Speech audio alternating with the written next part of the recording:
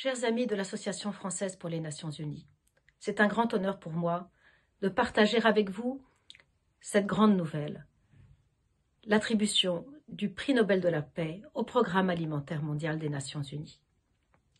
C'est une reconnaissance du rôle du PAM, créé en 1961, devenu la plus grande agence humanitaire et qui apporte de l'assistance alimentaire à 97 millions de personnes dans le monde, dans des situations d'urgence liées à des conflits ou à des catastrophes naturelles, pour la reconstruction également, pour renforcer la résilience des populations, ou pour le développement, en renforçant les moyens de subsistance des populations, ou l'éducation des enfants avec les cantines scolaires, en particulier qui encouragent l'éducation des filles.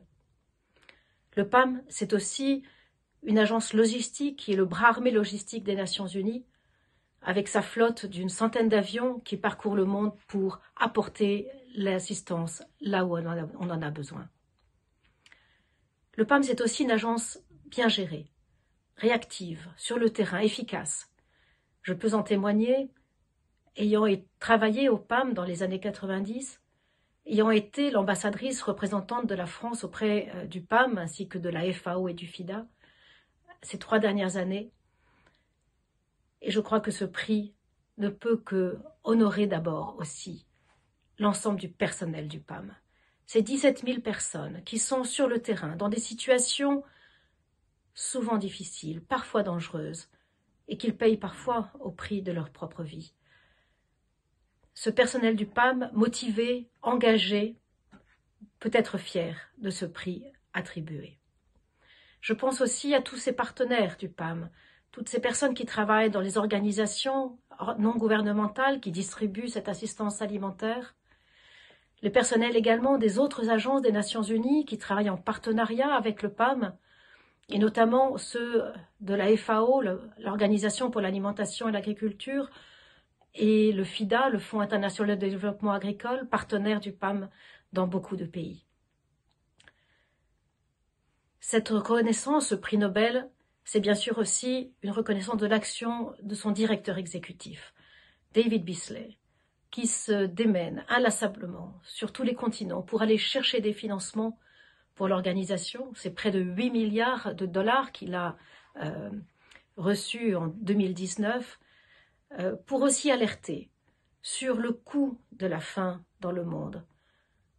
Un coût en termes de dignité humaine, en termes de développement, en termes de santé, mais également en termes de sécurité et de stabilité dans le monde. Et c'est aussi ce que ce prix Nobel a voulu reconnaître l'action du PAM pour soulager les souffrances des populations dans les zones de conflit et pour éviter que la faim soit utilisée comme une arme de guerre ou de conflit. Et nous le savons, hélas, la faim continue dans le monde de façon scandaleuse. 2 milliards de personnes qui sont mal nourries, parmi eux 690 millions qui souffrent de faim chronique et 135 millions d'insécurité alimentaire aiguë, c'est-à-dire proche de la famine. Et ce chiffre, comme nous le dit le PAM, risque de doubler avec la crise sanitaire du Covid et ses répercussions sur les chaînes alimentaires. Ce que nous dit enfin ce prix Nobel, c'est la reconnaissance du multilatéralisme. Face à des problèmes internationaux, mondiaux, on ne peut agir de façon isolée. Il faut une mobilisation collective, internationale, coordonnée, cohérente. Et ce n'est pas pour rien que c'est la 12e fois qu'un prix Nobel de la paix est attribué à une organisation ou une personnalité des Nations Unies. C'est aussi tout le message et l'action de la France en soutien à l'Organisation des Nations Unies, en soutien au PAM et en soutien aux initiatives sur le multilatéralisme, comme l'Alliance pour le multilatéralisme, lancée avec l'Allemagne, ou des initiatives telles que le Forum de Paris pour la paix, qui se tiendra en novembre prochain à l'initiative du président de la République Emmanuel Macron, ou des sommets Une planète contre les changements climatiques.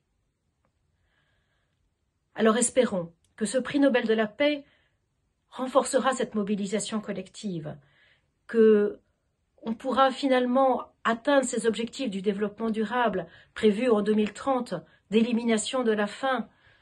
Et nous en sommes vraiment loin. Et espérons que ce message sera entendu lors du prochain sommet des systèmes alimentaires, organisé à l'initiative du secrétaire général des Nations Unies en 2021, et qui permettra de renforcer cette dignité de l'homme, cette contribution au développement, à la santé humaine, à la stabilité et au conflit qu'est la sécurité alimentaire. Je vous remercie.